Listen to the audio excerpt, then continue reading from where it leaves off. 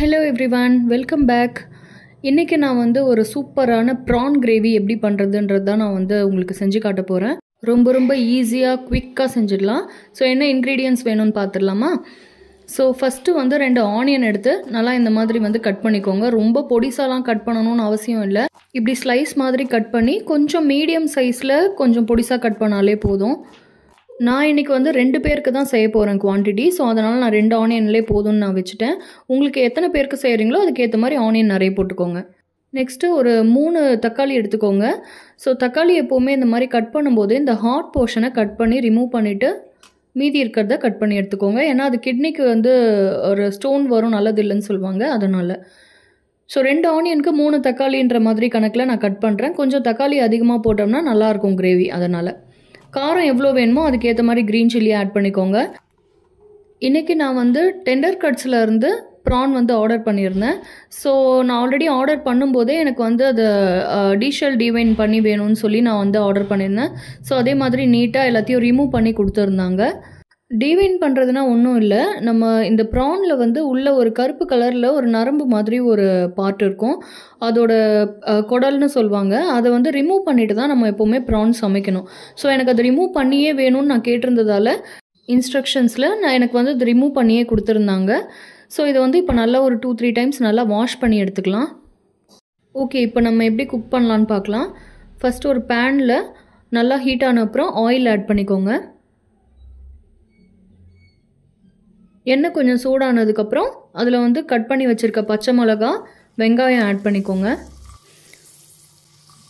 இதை நல்லா வதக்கிட்டு வெங்காயம் ஒரு கண்ணாடி பதம் வர வரைக்கும் நல்லா வதக்கி எடுத்துக்கோங்க. உங்களுக்கு தேவைன்னா இதில் பட்டை, லவங்கம், கிராம்பு, சீரகம், சோம்புலாம் கூட ஆட் பண்ணிக்கலாம். நான் இதை கொஞ்சம் சிம்பிளான கிரேவியாக பண்ணுறதால அதெல்லாம் நான் எதுவும் ஆட் பண்ணலை. கரம் மசாலா நான் ஆட் பண்ணுறதா இருக்கேன். ஸோ அதனால் இனிஷியலாக இதெல்லாம் நான் போடலை. இதை நல்லா வதங்கிடுச்சு. இப்போ இதில் இஞ்சி பூண்டு பேஸ்ட் போட்டுக்கலாம். நான் இஞ்சி பூண்டை நல்லா இடித்து போட்டிருக்கேன். கூடவே கொஞ்சமாக கருவேப்பிலை ஆட் பண்ணிக்கோங்க.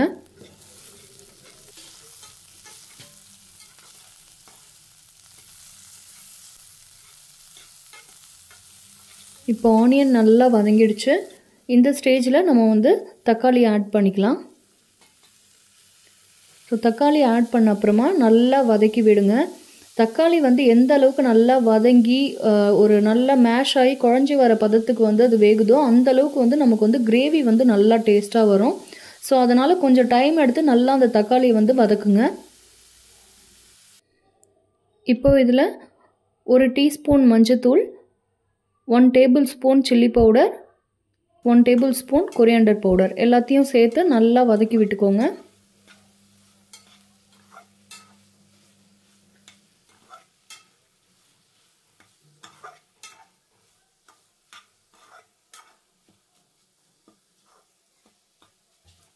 தக்காளி நல்லா கொஞ்சம் வதங்கி வந்துடுச்சு.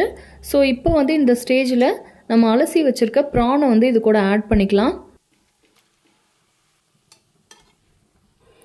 இப்போ இந்த ப்ரானை நல்லா இந்த மாதிரி அந்த மசாலாவோட நல்லா சேர்த்து மிக்ஸ் பண்ணி கிளறி விட்டுக்கோங்க. இப்போ இதில் தேவையான அளவுக்கு சால்ட் சேர்த்துட்டு ஒரு 5 மினிட்ஸ் இதை மூடி மீடியம் ஃப்ளேமில் நல்லா குக் பண்ணி எடுத்துக்கோங்க.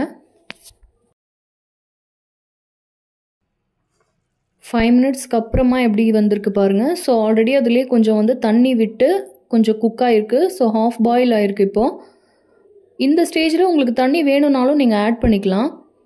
ஆல்ரெடி அதில் இந்த அளவுக்கு கொஞ்சம் தண்ணி விட்டு இருக்குது. ஸோ இப்போ இதில் கொஞ்சமாக கரம் மசாலா ஆட் பண்ணிக்கோங்க, ஒரு 1/2 டேபிள் ஸ்பூன். ஸோ இதை இப்போ நல்லா கிளறி விட்டுட்டு திரும்பவும் இதை கொஞ்சம் நேரம் மூடி வேக வைக்கலாம்.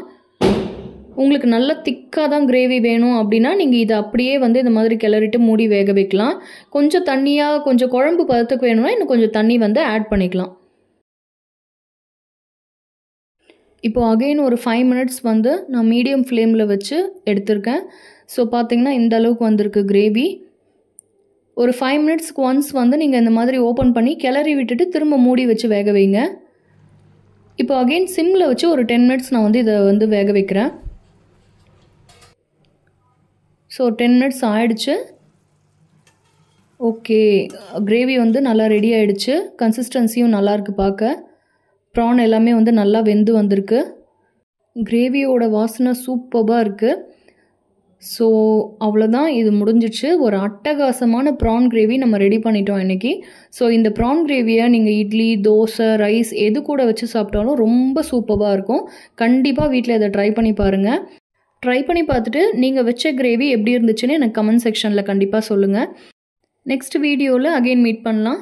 தேங்க்ஸ் ஃபார் வாட்சிங். பபாய்.